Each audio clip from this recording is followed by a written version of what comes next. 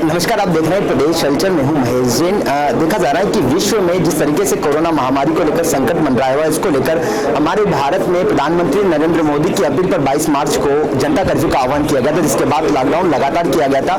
30 दिन से ऊपर का समय हो चुका है, लगातार लॉकडाउन का पालन कराया जा रहा है। देखा जा रहा है कि मध्य प्रदेश के जो नीमच है ये सबसे ज्यादा सुरक्षित माना जा रहा है। हमारे साथ में आज देखा जा रहा है कि सांसद सुधीर जी गुप्ता भी हैं और जिला समिति जो है संकट प्रबंधन समिति का गठन किया गया था। इसकी पहली बैठक आज यहाँ आयोजित की गई। बैठक में सांसद, विधायक सहित कई जनप्रतिनिधि, मीडियागर और अधिकारी सम्मिलित हुए थे। हम जानेंगे सांसद जी से किस प्रकार का डिसीजन आगामी दिनों के लिए दुकानों के लिए लिया गया और आगामी क्या रूप रहेगा। सांसद जी मुझे बताइए, अभी जो लॉकडाउन का जो आदेश निकाला गया था, लॉकडाउन का जो पालन किया गया, उसके बाद क्या वर्तमान हालात है और आज जो बैठक हुई उसमें क्या डिसीजन लिए गए सर? बहुत स्पष्ट है कि जनता कर्फ्यू जिसका पालन बहुत ईमानदारी से नीमच जिले में हुआ है। जनता कर्फ्यू तो एक दिन का था, लेकिन स्वयं ने लोगों ने मन से कर्फ्यू इसको आगे बढ़ाया है। मैं तो प्रशंसा ही करूंगा और ये एक मॉडल के रूप में प्रस्तुत किया है नीमच ने। सरकार की अपनी मंशाएं हैं कि आज जो डिस्ट्रिक्ट ग्रीन डिस्ट्रिक्ट हैं वो अपनी गतिविधियों को चालू करे, लेकिन नीमच एक मॉडल के रूप में इसलिए भी है कि बिना मंथन के नीमच अपनी एक भी कदम को आगे नहीं बढ़ा रहा है। स्थानीय परिस्थितियों को देखकर हर चीज़ों पर मंथन हो रहा है, जिसमें आज प्रेस के बंधु भी उपस्थित थे, जिसमें व्यापारी प्रतिनिधि भी थे, डॉक्टर्स भी थे, जनप्रतिनिधि भी थे और सरकार में सम्मिलित वो तमाम अधिकारियों के प्रतिनिधि उपस्थित थे जो इस सिस्टम को कंट्रोल करवाने के लिए काम कर रहे हैं। तो जहाँ तक मैं समझता हूँ कि सबसे पहला निर्णय तो ये हुआ है कि सोशल डिस्टेंसिंग को तो हर हाल में मेंटेन करना है और व्यक्तियों को मोटरसाइकिलों पर एक व्यक्ति रहे जो अनुमति प्राप्त हैं, और ऐसी स्थिति में इससे अधिक लोग भीड़ भाड़ न करते हुए कुछ चीज़ों को प्रारंभ करने की प्रक्रिया आगे बढ़ाने की बात हुई है। जिन चीज़ों की अनुमति है व्यापार करने की, उन्हें 2 घंटे का समय और बढ़ाने पर प्रारंभिक बातचीत हुई है। इसके लिए अभी सारे सरकारी स्तर पर मंथन होने के बाद उसकी सूचनाएं जारी होगी। आवश्यक वस्तुओं में कई बातें यहाँ डिबेट के दौरान खड़ी हुई कि जैसे रोजमर्रा के जीवन में जो मजदूरी करके अपना परिवार पाल रहे हैं ऐसे लोगों को भी कुछ छूटें देनी चाहिए, जैसे पेंटर है, कारपेंटर है, प्लम्बर है, ऐसे लोग, और इनके लिए आवश्यक वस्तुएं खरीदी के केंद्र, इनको कैसे करके और प्रारंभ करना, ये आज निर्णय नहीं हुआ, लेकिन भविष्य में इस पर और कोई निर्णय होने की गति आगे बढ़ेगी। मूल रूप से धारणा और धैर्य यही है कि अभी 3 मई तक हमें धैर्यपूर्वक तरीके से इसको पालन करना है आगे के निर्देशों के लिए, और कुछ चीज़ों का जैसे मंडी है किसानों के लिए, ताकि मंडी में गेहूं कम से कम कैसे उनका बिक्री के लिए आ जाए और उसमें सोशल डिस्टेंसिंग का पालन कैसे हो, इसको ध्यान रखते हुए हम गेहूं पर आगे बढ़ेंगे।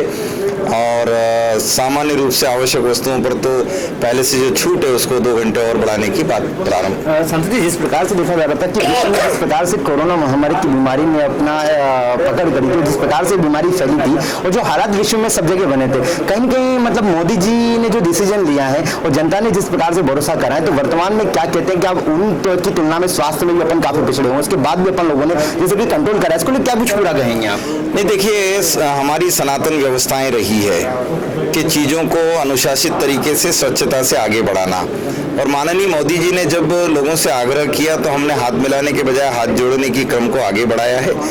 और घर के अंदर एक प्रेरणा देने के लिए मोदी जी ने 2 बड़ी इवेंट जो करवाई थी, उसके कारण ये हुआ कि बच्चे से लेकर बड़े तक समझ गए कि कोई मुसीबत है और देश का प्रमुख हमसे कुछ बात कर रहा है, और इसीलिए इतना बड़ा प्रचार वो हुआ, उसका पालन आज तक हो रहा है। और मैं तो एक ही बात कहूँगा कि स्वास्थ्य सुविधाएं तो दुनिया में सबके पास है, लेकिन अनुशासित तरीके से जितना तेजी से भारत आगे बढ़ा है वो कमाल का काम है और उसको मेंटेन करना बहुत आवश्यक है। अभी ये गया नहीं है, ये महामारी गई नहीं है, ये लंबे समय तक हमें इस अनुशासन को बनाए रखना पड़ेगा। मुझे बताइए, अफीम काश्तकारों को लेकर सांसद जी आपकी बात होगी, अभी काश्तकार बड़ी चिंता में है, उनके घरों में अफीम भी है, तो क्या आपकी भी ऊपर चर्चा होगी नारकोटिक्स विभाग से? क्या उम्मीद जताई जाए? मतलब नहीं, मैं लगातार संपर्कित हूँ, चूंकि वित्त मंत्रालय के अधीन है ये फसल, लेकिन कोविड-19 ये गृह मंत्रालय के अधीन है, इसलिए मुझे दोनों मंत्रालयों से लगातार टाई रहना पड़ा, तमाम अधिकारियों से जुड़कर रहना पड़ा। हम चाहेंगे कि अफीम किसान जिस परेशानी में है उसके घर रखा हुआ अफीम शीघ्रता से शीघ्र और सरकार के नियंत्रण में चला जाए।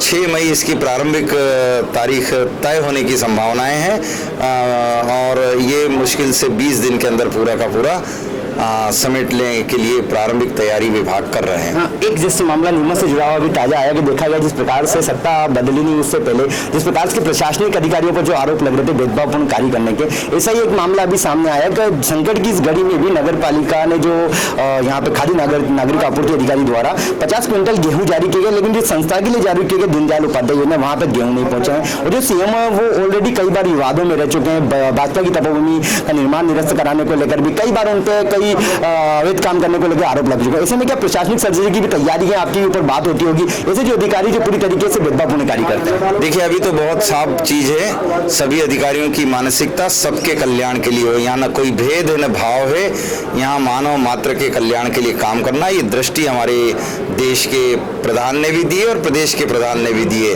और हम भी यही कहेंगे अगर कोई कोताही बरती है तो उसकी सजा बिल्कुल निर्धारित है।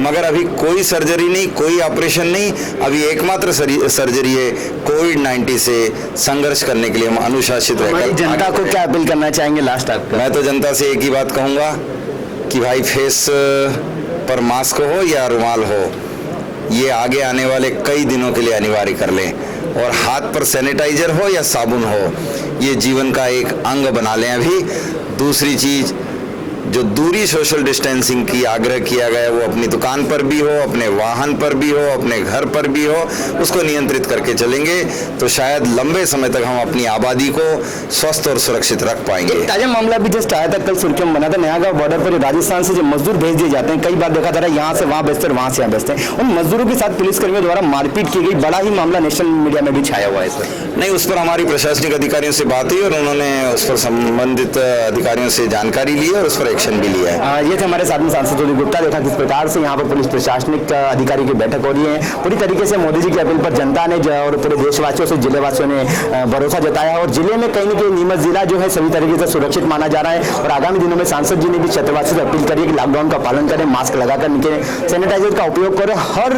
आमजन सुरक्षित रखने का हर जो अपील की जा रही है उसका पालन ढंग से किया जाए। बैठक में कुछ मूल निर्णय लिए गए हैं, जैसे कि भारत सरकार की गाइडलाइन आई है दुकानों को खोलने के लिए, तो बैठक में कुछ प्रमुख निर्णय ये हुए हैं कि करीब 2 घंटे जैसे जो अभी दुकानें खुल रही हैं उसकी लिमिट्स बढ़ाई जाए। इसके अलावा अभी भी जो नीमच की जो संवेदनशीलता बनी हुई है उसको लेकर सभी लोगों का सर्वसम्मति से फैसला हुआ है कि अभी भी जो कड़ाई हमने अभी तक रखी है उसको रखा जाए। एसेंशियल गुड्स की ऑलरेडी दुकानें खुल रही हैं। इसके अलावा जो बहुत छोटे व्यवसाय होते हैं जो दैनिक वेतन भोगी व्यवसाय होते हैं, जैसे कि मोची हो गया या बढ़ई हो गया, इनको हमने ऑलरेडी खोल रखा है। इनसे जुड़ी कुछ दुकानें हैं, उसको एक सुझाव आया है कि उसको रोस्टर में 1-2 दिन खोला जाए हफ्ते में, तो उस पर आई थिंक हम लोग सब सहमत हैं, उसका आदेश में भी उसका उल्लेख होगा।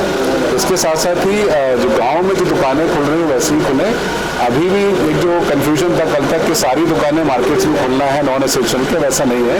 भारत सरकार ने इसमें बहुत क्लियर कर दिया है कि जो रेसिडेंशियल कॉम्प्लेक्स में है, जैसे कि क्लोज कोई जो कॉलोनी है उसमें अगर कोई दुकान है वो, उसके अलावा मार्केट में नॉन एसेंशियल अभी भी नहीं खुलना है, मैं क्लियर करना चाहूँगा। नॉन एसेंशियल जो अभी भी एग्जाम्पशन भारत सरकार ने दी है उन्हीं के अनुसार मार्केट में दुकानें खुले। पंखे की दुकान हो गई, इस तरह की दुकानें, इसको भी हम रोस्टर में कुछ जमा के इनको कुछ दिन खोलेंगे, हम लोग सारे दिन नहीं खोलेंगे। तो एक ऐसी व्यवस्था हम लोग शाम तक आज बना लेंगे, उसके विस्तृत आदेश निकाल देंगे, पर्याप्त इसका प्रचार प्रसार किया जाएगा। इसके साथ साथ हम एक और चीज़ करने वाले हैं कि आप जो भी दुकान खोलेगा उसको आरोग्य सेतु ऐप उसके पास कंपलसरी डाउनलोड होना चाहिए, और साथ साथ ही वो प्रेरित भी करेगा कि उसके पास जो लोग आए वो भी उसका आरोग्य सेतु डाउनलोड कराएं। ये उसकी जिम्मेदारी है। मंडी कैसे मंडी के लिए हम लोगों को जो अभी निर्णय हुआ है कि तहसील स्तर पर मंडी चालू की जाएगी, उसमें सोशल डिस्टेंसिंग को देखते हुए गाँव का रोस्टर बनाते हुए उनको चालू किया जाएगा। मंडे से व्यवस्था हम चालू कर रहेंगे। अभी हो सकता है हम 1 जून से शुरू करें, जैसे मुख्यतः गेहूं होगा, उसके बाद धीरे धीरे जैसे 3 तारीख तक जो स्थितियाँ बनती है फिर हम लहसुन और अदर चीज़ों को लेकर भी हम लोग मंडी चालू कर सकते हैं।